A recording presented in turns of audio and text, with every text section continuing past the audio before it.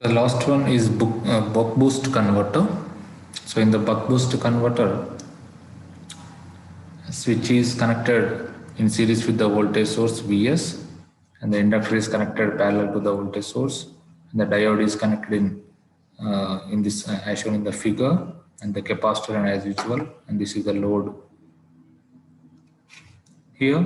This is the input voltage Vs, and the switches is power MOSFET or IGBT that we are using here, and this is inductor, diode, and capacitor. So this is the circuit of a buck boost converter. So buck boost converter means the name itself, it is indicating that it can be acted as buck converter, or it can be acted as, or it can be used as a boost converter.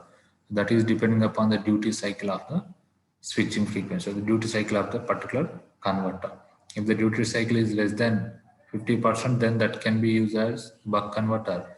If the duty cycle is more than 50%, then that can be used as a boost converter. So in both ways, you can utilize this type of converter in the power electronics, that is depending upon the duty cycle.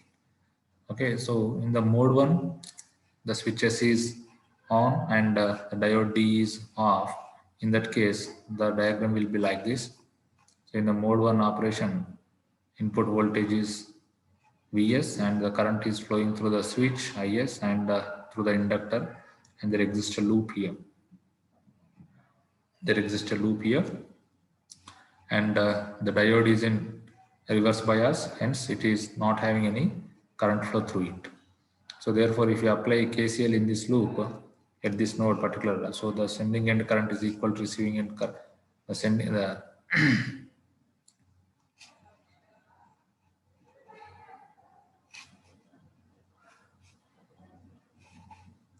okay. So here, if you apply KVL in this loop, VL is equal to Vs.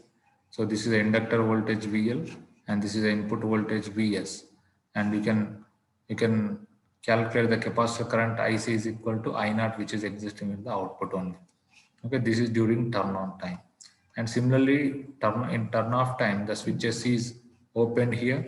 Then the current which is existing through the inductor, the current which is existing in the inductor will be acting like a active element, active source. That means it is acting like a source. Then this current will be dissipated through the load in a reverse manner. That is called. That's why this is called as inverting converter.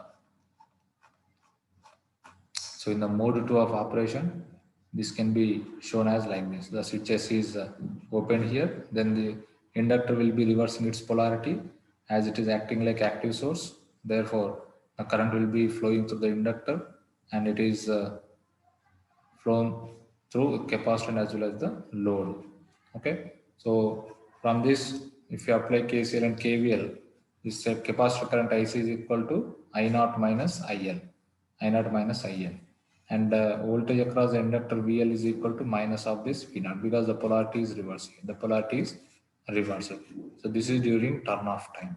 So IC is equal to I naught minus IL, and VL is equal to minus V naught. And these are the waveforms of buck boost converter. Actually, there are 3 modes of operation. This is mode number 2, and another mode is when the current is when the inductor is supplying the current through the load. Then that is called the mode 2 of operation. When the inductor current is becoming minimum, then the current which is existing in the capacitor will also supplies to the load. That is mode number 3. So in the mode number 2, the inductor will be acting as a source. In the mode number 3, capacitor is acting like a source. So there are literally there are 3 modes of operation. Here, if you see the waveforms, so this is during turn on time.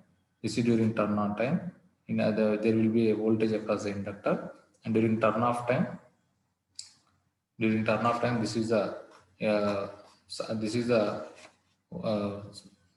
is supplied due to the inductor, and this is in the mode 3. There is no output voltage, so that's why this is shown as like this. And here the inductor current is during turn on time charging from 0 to maximum or minimum to maximum. And in mode 2, the inductor current is completely discharged. And in mode 3, there is no inductor current here, because the capacitor is acting like a source in this case. That's why the inductor current will become reduced here. and therefore there is no current in the inductor. Now again, during turn on time, the inductor will be charged here, and then during turn off time, in mode number 2, inductor will be discharged, and in mode number 3, there is no inductor current. Okay, so here this is a switch current. During turn on time, there will be switch current as it is in case of inductor current, and during turn off, there is no switch is connected to the circuit. The switch current is not connected to the circuit. This is opened, so therefore in mode number 2 and mode 3, in both cases there will be no switch current here. So this is regarding switch current. I have shown like a transistor current here. It may be like MOSFET or switch. This is a switch current, and these are the diode current, because the diode is acting like a switch, or it is in forward bias only in mode 2, whereas in mode 3 it is again it's in off condition. Therefore the diode current is existing during only mode number 2 only, and mode number 3 again it is not having any flow of current, because in mode number 3 only capacitor is acting like a source, and the current will be flown through the load during this mode number 3 condition. There is no diode current existing here. So these are the waveforms of buck boost converter, and very similar way we are calculating the quantities of buck boost converter as in the case of buck and boost converter. Same volt second balance equation we have to consider for calculating the average output voltage. So in the mode 1, in the turn on time, during turn on time, VL is equal to Vs we got, and during turn off time we got VL is equal to minus V0. So as by taking volt second balance equation, integration of VL dt is equal to 0. That means voltage across the inductor during turn on time plus into during turn on time plus voltage across the inductor during turn off time.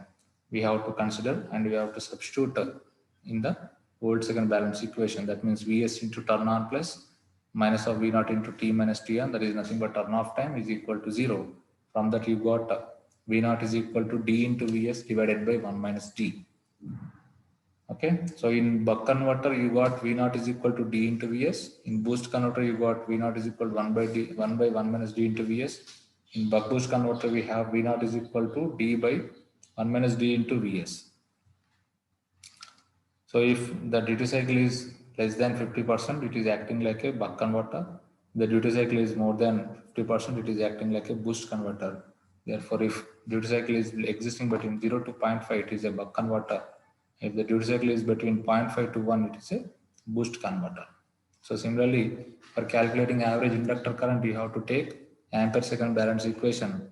For that, capacitor currents during turn on time is IC is equal to I0, and capacitor current during turn off time IC is equal to I0 minus IL. So by taking ampere second balance equation, integration of IC dt is equal to 0. By using this condition, I0 into turn on time plus I0 minus IL into T minus T on is equal to 0. From this, we got IL average inductor current is equal to I0 into 1 by I0 into 1 by 1 minus G, or I0 by 1 by D. Similarly, ripple in the inductor current delta IL can be calculated by taking either charging or discharging of the inductor condition.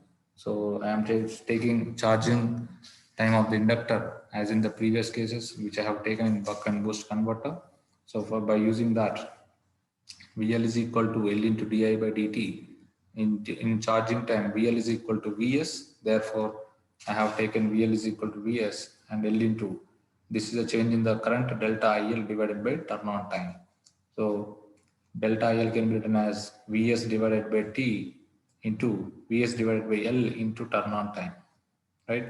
So the turn on time can be again written as D into T, where T can be written as 1 by F. Therefore, delta IL will become now D into Vs divided by F into F. This is already we have derived in previous converters, very similar to that. And ripple in the output voltage delta V can be taken from capacitance current. So it can be C into dV by dt is equal to I0. So therefore, the voltage will be changed from maximum to minimum value. Therefore, it is written as delta V. C into delta V divided by dt is equal to I0. From this, delta V can be written as D into I0 divided by F into C. And average switch current, same as in the case of buck and boost converters, and the average diode current is also same as in case of buck and boost converters. So this is very similar to that of it. And by calculating critical inductance, the same principle I am taking, that in minimum inductor current is becoming 0. Therefore, the I minimum is equal to IL minus of delta IL by 2. By equating this to 0, I may get IL is equal to delta IL by 2. We have calculated IL as V0 by 1 minus D into R and delta IL as D into Vs by FL. By substituting these two values in this, you will be having critical inductance value LC is equal to 1 minus D whole square into R divided by 2F. Similarly, for calculating critical capacitance value, we have to equate minimum voltage value to 0. Therefore, we will get 0 is equal to V0 minus delta Vc by 2. From that, substitute V0 is equal to I0 into R, which is equal to delta Vc by 2. We have already calculated delta Vc, voltage ripple. Substitute the value of Vc, delta Vc in this case, and the V0 value in this case. V0 is equal to D into 1 minus D into Vs by 1 minus D. So this already we have calculated. Just simply substituting these values, we will get the critical capacitance value as D by 2FR. So these are the 8 parameters of buck boost converter.